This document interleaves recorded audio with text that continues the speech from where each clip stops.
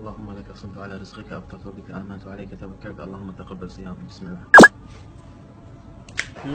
الدعاء المشهور اللهم لك صمت وعلى رزقك أفطرت غير صحيح، لم يثبت عن النبي صلى الله عليه وسلم. طيب شو الصحيح؟ الصحيح أن تقول ذهب الظمأ وابتلت العروق وثبت الأجر إن شاء الله، هذا الصحيح.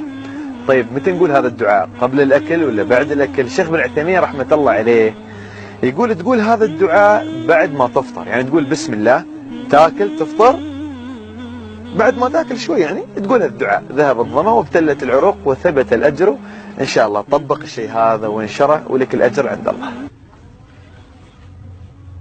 بسم الله.